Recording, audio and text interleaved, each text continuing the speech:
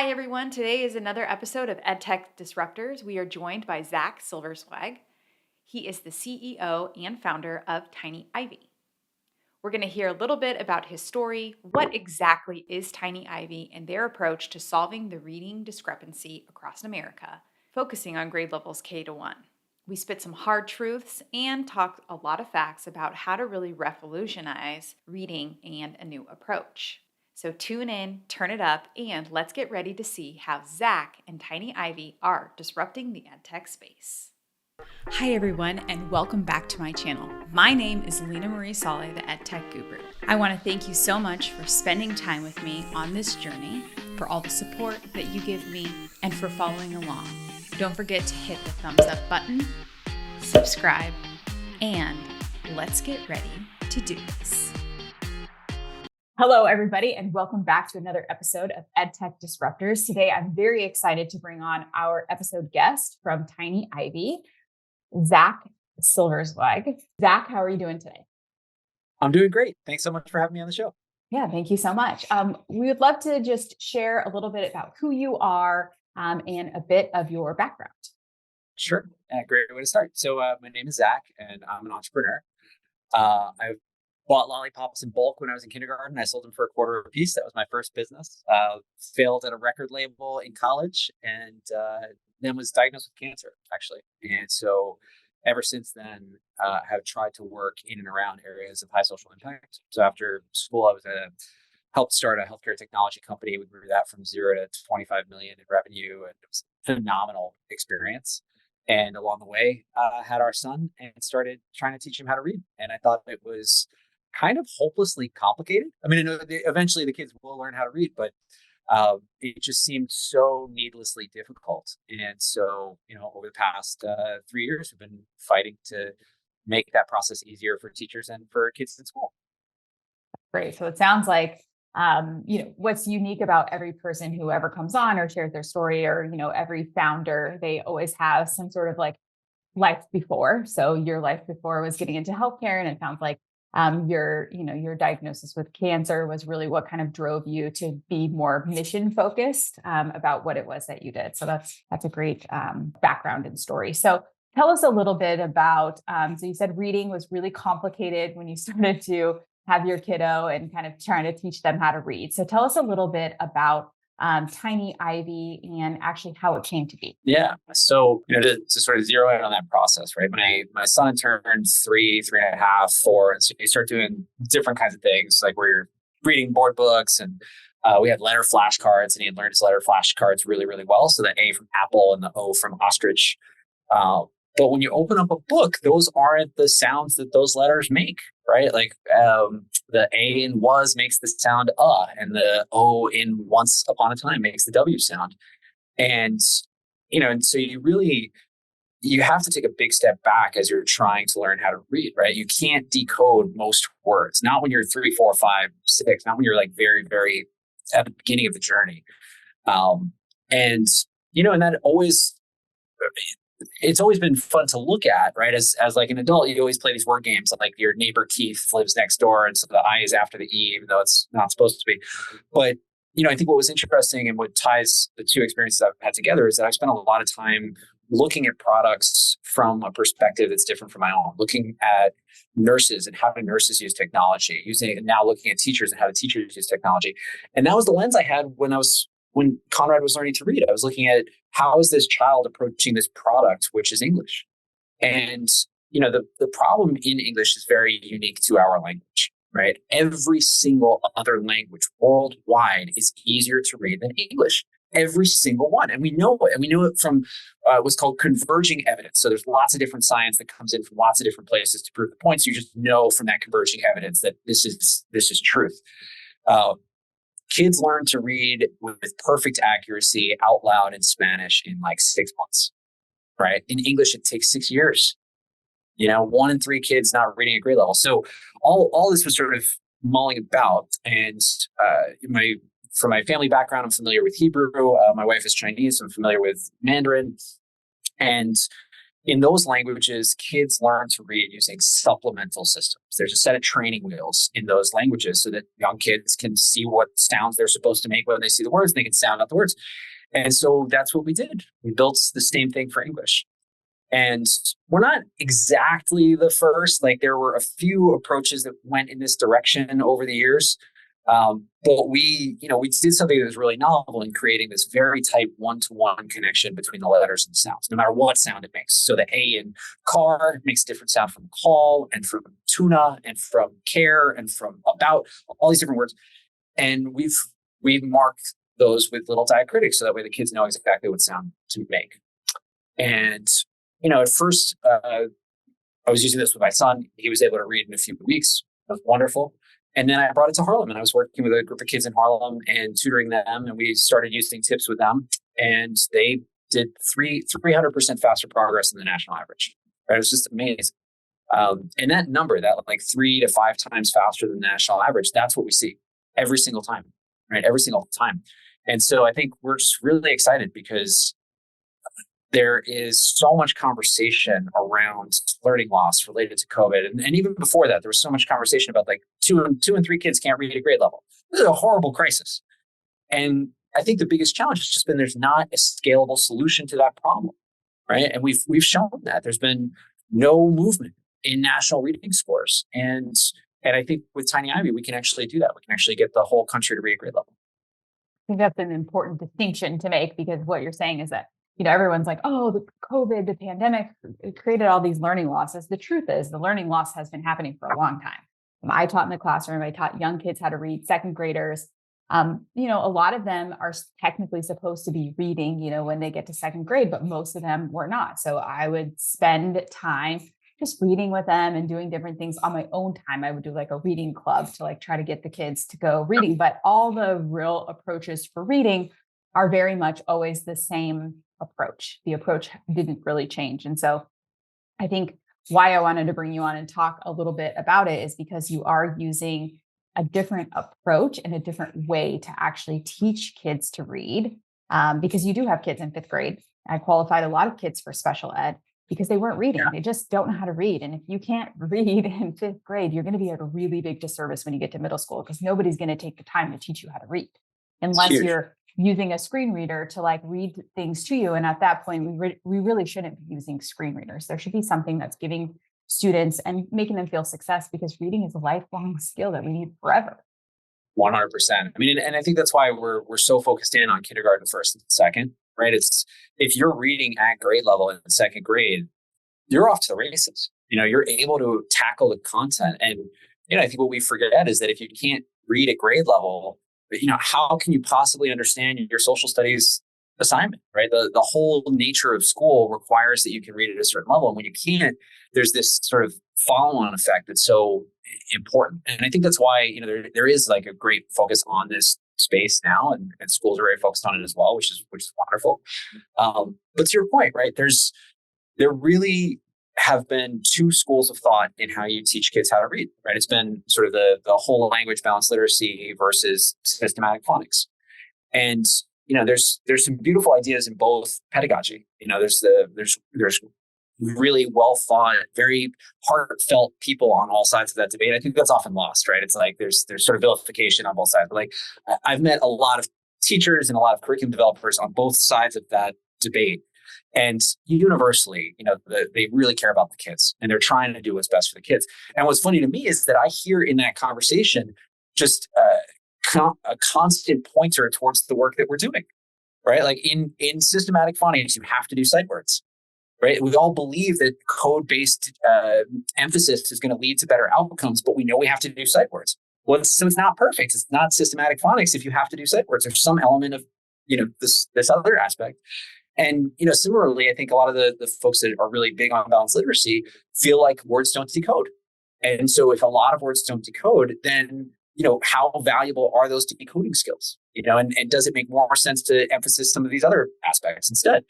And, I think the real challenge ultimately comes down to the classroom and to the kids, because in the classrooms that we serve, it's really, really hard. I think most folks' perception of school is based on a very good school, right? Most schools are not like the schools that, if you're listening to this podcast, the schools that you went to and your kids go to, and they're just different caliber. And what happens in the schools that we serve is there are kids that are feeling so much stress at home because there's a lot of poverty at home. There's a lot of anger and stress at home, right? That they then get into the classroom, and that's got to bleed out somewhere, right? That stress comes into the classroom. And so you're not able to do a lot of the things that our normal pedagogies sort of want you to do, right? The kids will not sit still for 15 minutes to give you that lesson. Like it doesn't work. It breaks down. And so I think, what's really important about our system is not only the results, but it's that it's so much easier. Like it's just phenomenally easier. That's one of the hardest parts of our training is getting teachers to let go of all of the baggage that they have. I use the analogy of like learning how to run with your shoelaces tied. So if you had your shoelaces tied, you'd have to teach kids very unique strategies on like how to move quickly with your shoelaces tied, right? It's like maybe hop. Like I don't know what the strategy would be. We figure something out that would be brilliant. But with tips, we just cut the string, and then all of a sudden you can run. And it's like you don't have to worry about teaching those things anymore. They've become a natural result of the instruction. So tell us a little bit about the approach that you guys kind of take with teaching. So you mentioned a lot on teaching teachers. And I think that that's like often a missed component with edtech companies is they focus so much on the product and it, being more online and virtual, and that the teacher is leading it, but there's not usually a ton of support built in to actually help the teacher. So I know so tell us a little bit about that focus that you guys kind of take. Yeah. I think with our work, there is a lot of coaching and change management and, thinking about how to implement a program in a school. The technology is a great tool, but it's just a tool. And like they already have lots of tools on the shelf that they're not even using, right? So you really have to help them, one, understand exactly how the tool works and how to use it. And then to make sure that in the conversation with the principal and the teacher and the curriculum director, that space is created in the day to do this work. And that means we've got to take something else out too, right? And so sometimes that's a different supplemental product that you were using before for ELA. Sometimes it's, not going to be 2 math classes. We're going to do 1 math. We're going to do, 1 extra block of ELA. But that idea of take something out, put something in, I think is really critical. And so that, if you miss it, it's not going to work. You're not going to have the outcome. The other thing I think that's really unique about our work is the way that we track fidelity. So because it is a digital tool, right? We have a digital app that the teachers are logging into. They actually deliver the classroom instruction through this digital app. They are able to pull up digital flashcards. They're able to read books online, and they're supposed to. It's tied into our curriculum. So it says on this day, we're learning BDPQ. So we're going to read a big dog book, and we're going to do a practice set that practices those letters. There's a report that's created for the principal and the staff that shows how well the product has been implemented in the classroom. And that kind of report, it's amazing to me that kind of report is novel, right? But it is, because there hasn't been sort of tech-driven education in school, so it's been hard to measure. But with that report, all of a sudden you can create a data-driven approach to managing curriculum execution in a school. And so again, there's some education that we have to do, right? We have to share that information. We have to make sure that the teachers don't feel like this is a negative thing, but it's a positive thing, right? We get stars on the wall for having the highest fidelity implementation. And so that, I think all that comes together, right? And is part of the reason that we're so successful in the classroom. And then, another piece of the puzzle, a little bit outside of the teacher, but we also educate the parents, right? So parents are a extremely valuable component of this, but they're not activated. So they want to help, right? But if you're an ELL parent and your kids are learning to read and they're in the 2nd grade and they're a year behind, you can't help them. There's nothing you can do. Like you don't know what to do and you don't know how to do it. So what we've done is we've created an app that the parents are using at the same time so that they can read books at home with the kids. And those books are, there's a little timer. So they're trying to read for 15, 20 minutes a night and do that in an organized setting. But what's so important is that the tips make that time extraordinarily valuable, right? You're not going to be able to train those parents on Orton Gillingham or foundations or systematic phonics instruction, right? Or the best of balanced literacy. They may not have time to read the kinds of books out loud that the kids need to read, or to engage in dialogue around those books the way that we would want to, whether you're whole language or systematic phonics. And that's systemic, right? That's because they're working more jobs, they're working later, there's more, shared family components, there's one parent households, all of these things.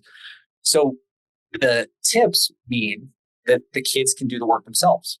All the parent has to do is get the child to the table, or the caregiver has to do is get the child to the table and hand them the phone. And any words that they don't know, they can click, they can sound it out, and it's tied back into that tips pedagogy, which is what makes it so powerful. So, you have this great person in the classroom, you give the teachers the tools they need, you carve out the space for them, you engage the parents at home, and it's no wonder that we have 3 times faster progress, right? Like even if we didn't have tips, those things would be possible, but with tips, it's where you get this sort of exponential curve. Yeah, and I think you said something that's really, really important when building a product or having a product available, is that you engage parents as a stakeholder. I think that's often a very, very, very, in addition to like supporting teachers and all of that sort of thing. But if you don't have a bridge from home to school, then that's usually the tricky part, because parents, as much as they want to do well and they want to support and help, sometimes actually undo things when they go home, because then the student, it's like learning a math problem. They go home and the parents have a certain way that they know how to solve it, and that's all they know. So they teach the kid that, and then you go back to school and you're like, well, that's not the same approach that we're taking here. So sometimes it can be an undoing. So it's good to have like a partnership between the parents. Do the parents also get an opportunity to, be cognizant of the reports and different things like that? Or is it more just like a practicing system for them at home? So it's mostly around practice. I think with tips, practice leads to success, and you unlock the ability for children to do high quality practice within a few weeks of rollout, right? So as soon as you have 4 or 5 tips, as soon as you can blend a CBC word together, you can start to read books independently. The books are levels, but they're not. They're written with high quality content, because I don't have to rely on the fact that you already know 50 sight words. I know which tips so I can use sight words or not, because you can decode them in tips. So it's mostly about practice. We do also do sessions where we walk through the idea behind tips. And so we've hosted curriculum nights for parents. The parents come to our curriculum nights and we help get them set up on the app, and we talk to them about the English language and why it's so challenging. And again, built into this is a lot of really interesting history that sort of centers around systemic racism and classism and barriers to entry and barriers to learning, because we've known that this problem exists for hundreds of years. Like there's been a lot of various attempts to try to remove this as a barrier. And what I think is so interesting about this particular moment is that the pain is so acute that the world has to act, right? The country has to act. These kids are in a tragic situation. We've lost 20 years of reading progress, which wasn't hard because we hadn't made very much. But we're in a situation where the achievement gap has grown more than it ever has before. And I think the data that we've had so far is tip of the iceberg, because we know that school enrollment is down. And when you look at school enrollment, you know that the kids that are going to be hardest to pull back are going to be at the lowest end of the reading spectrum. So I think a lot of our scores right now are very biased up, because a lot of our lowest performers have been pulled out of the system. And so as those kids come back, we're going to see, the true impact of COVID, and it's dire. It very much is, especially for the low socioeconomic, kids, or the kids who like needed the most support. 100%. It was really, really tough for them. So we've talked a lot about the different tips and things that you do with parents and, teachers and different things like that. So if you were to go, and obviously you're the founder and creator of the program, but if you're going to tell somebody why this program is so different and what you're doing to like really disrupt the space, what would you tell someone? It would depend on how much they know about the reading course. And sorry. But look, the simplest answer is that if a language is easier to read, more kids will be able to do it. That's it. There's no rocket science behind this work. It's very, very intuitive. It's very logical. if you have little marks so you know how to sound out the words, it's going to be easier to read. And that's going to apply to your high performers. It's going to apply to your mids. It's going to apply to your lows. It's going to apply to your special needs students. It's going to apply to students that don't speak English, right? You just, by making the language easier, everybody can learn it faster and every teacher can teach it easier. You know, you could take the exact same teaching strategies that you have in the classroom, just add the tips on top, and you would see 30, 40% improvement in student performance. You know, if then you also pull away some of the teaching practices that you don't really need to use, because now all the words are decodable, give kids more time to do independent reading, you're going to start to move towards, you know, literally twice as fast, right? You can get kids to move twice as fast. And how can we not do that, you know, with the system? But you know, and I think the big picture, and what's so fascinating to me after we win, after we're successful, after we get this in more schools, I mean, if you use this in schools, I can't see a world where less than half of kids are reading at grade level by second grade. I don't think that's possible if you do this for 2 or 3 years. We'll see, because we have our second year now starting for a lot of our schools. And so we'll have 3 years down the road. But what does that mean for the entirety of our elementary education system? To have fluent readers in second grade means that in third grade, all of the content could change, right? We can bring in learn to read content into second grade. We can bring in, read to learn content in first grade, right? We would have fluent readers in first grade. So what does that mean? That means that we can assign science homework that has a reading. It means that we can get kids to think about these complex ideas and to tackle poems that address all sorts of different types of ideas.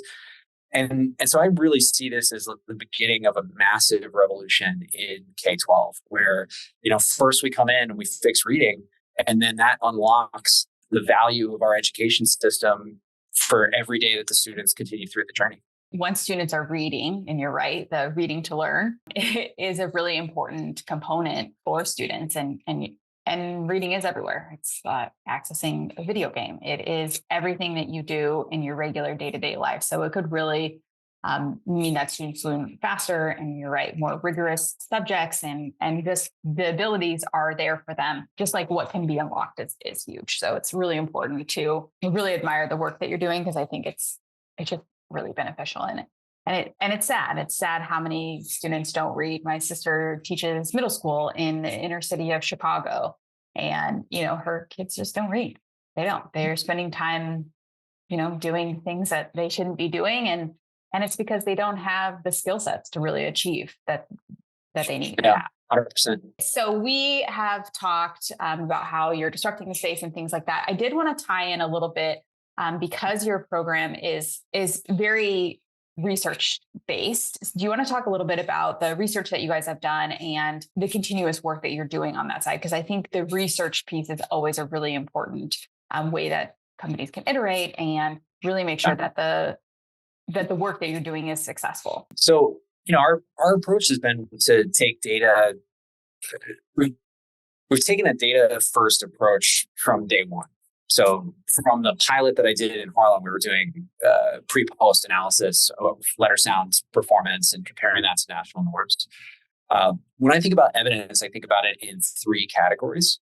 The first is the foundational science behind it, right? And so looking at the body of research and conclusive evidence related to different elements that have been studied and bringing those together into a curriculum that's going to deliver high value. And that origin in science exists for many, many, many different types of programs, and it's really important, right? Because the third type of science that you can talk about is like a randomized controlled trial and like the highest level of science. But in education, a randomized controlled trial is almost impossible. And this is a misnomer. A lot of people ask me, like, have you done a randomized controlled trial? It's like, well, what would the placebo be? Right? What is a placebo for this kind of instruction? You can't really do it. And you can't force a school that doesn't want to do something with high fidelity and high enthusiasm, right? So if you are pushing a product into a school and then asking to measure it afterwards, is a very different story from someone who wants to try this thing because they view themselves as an innovator and they want to try something new. And that bias is very, very difficult to overcome. And that's why there's so little real high quality, RCT in education. So there's a lot of quasi-experimental studies that end up happening, which is, an effective way to, to do sort of a third-party case study. For us at this point, what we've done is we've been looking at progress against national norms. And so what you can do very easily is you can look at what's the percentile ranking for students that are taking an iReady assessment or a DIBELS assessment. What did they score in their STAR assessment at the beginning of the period and the end of the period?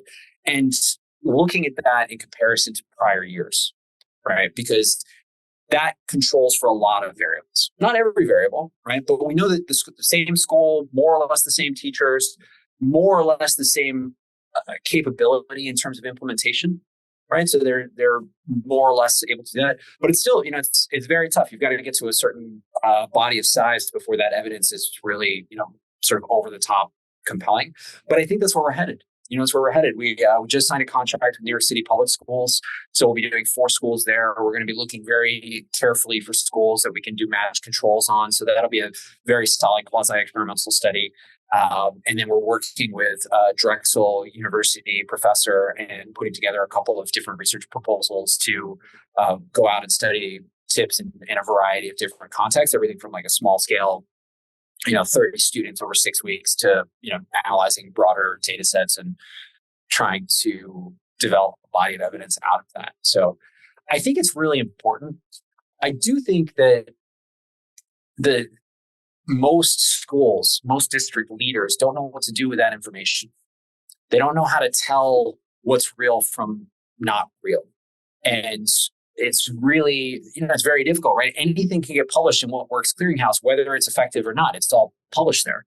So, being able to look at that and compare X and Y and Z and look through effect size scores and trying to figure out how to bring science into your schools, there's such a high barrier to doing that. And schools are there's burning fires everywhere right now. So it's like you've got teachers that are out sick, you've got teacher shortages, you've got massive learning loss. Like it's just very tough to find the time to read through science to like figure out which thing you should try to do.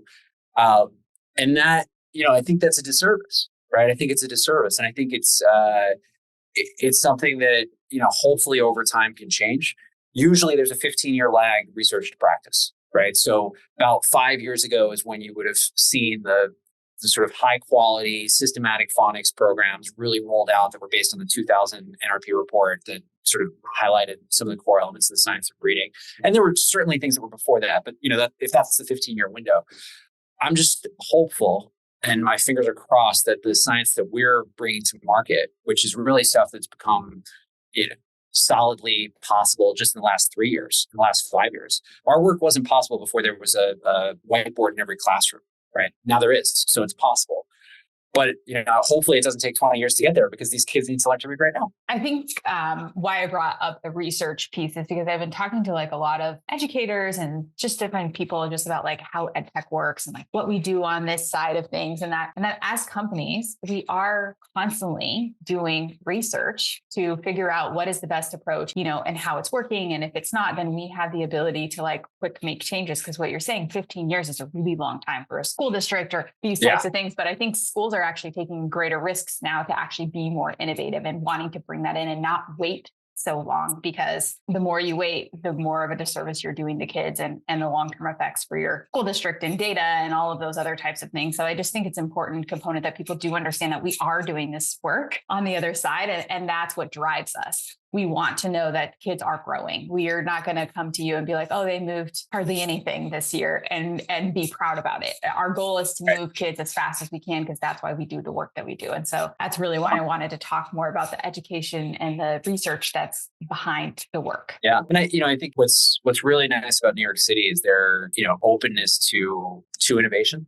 And I think that that would be my big challenge for any superintendent that's listening to this would be, how, and I'm not saying you have to use TinyIVY, we'd love for you to use TinyIVY, but how do you innovate in your school? What do you consider innovation, right? What are your top 3 challenges and how are you experimenting to resolve those challenges, leveraging lots of different ideas? It takes a long time to prove science, right? But in order to do that proof, you need first movers. You need adopters. You need early adopters. You need people that are able to think outside the box. And a lot of districts have the skill set now to do that. I think one of the silver linings from the pandemic was change readiness and change management. And project management and being able to do things pretty quickly that were a little bit different. And so, I think there are certainly a number of districts that are looking at different types of things like that. And that's really promising. I'm really excited to hear that. Me too.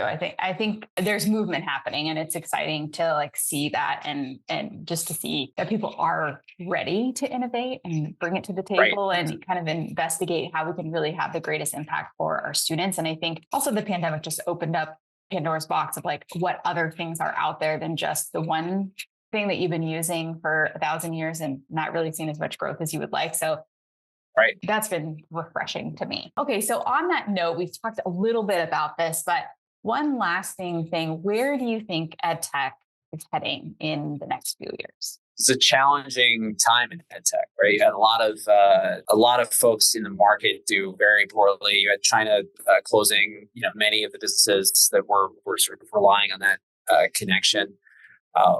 I think there's a lot of value that's been lost, and that's definitely going to play a role. I feel like within EdTech, there are sort of, you really have to think of the three different categories. So you have to think of K-12, higher ed, and future of work, right? Those are the three broad categories for EdTech. And the question really has to go to each of those in different components. From my experience in the K-12 space,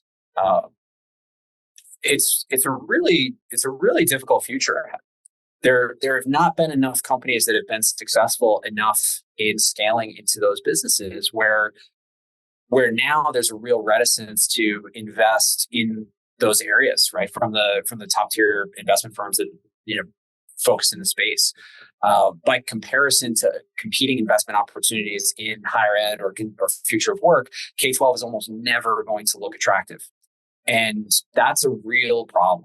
I think that's a real problem because if you don't have an ecosystem that seed funds ideas in K-12, you're not going to get transformative change in K-12. And so, I think that's something that there really needs to be a lot of dialogue around, and hopefully, some foundations or philanthropy steps up and finds ways to really support seed K-12. Future of work, I think, is also getting very crowded.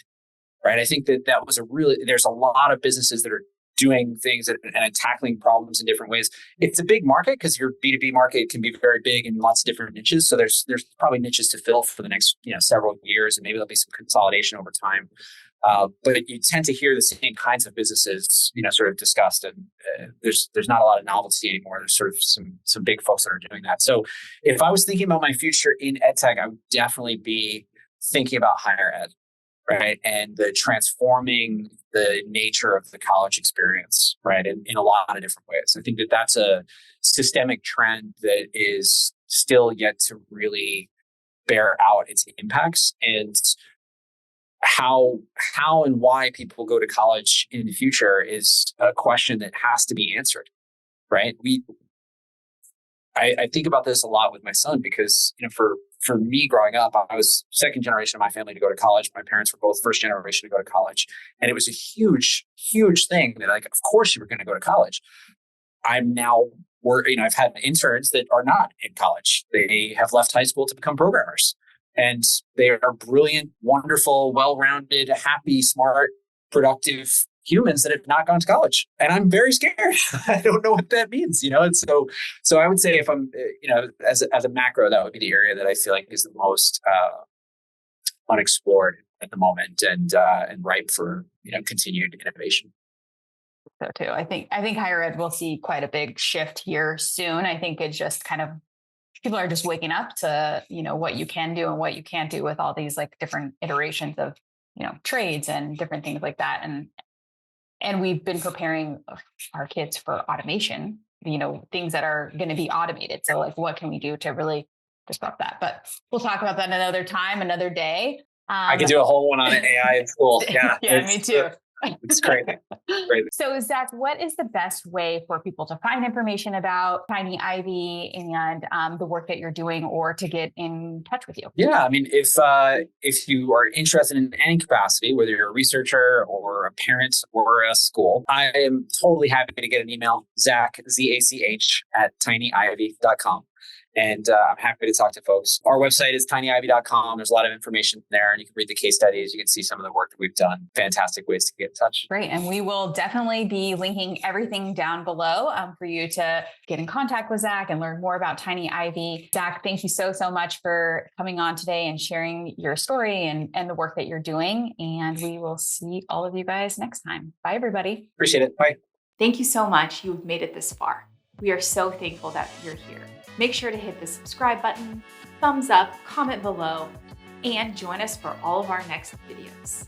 Thank you so much for joining us as we disrupt education together. See you guys soon. Bye, everybody.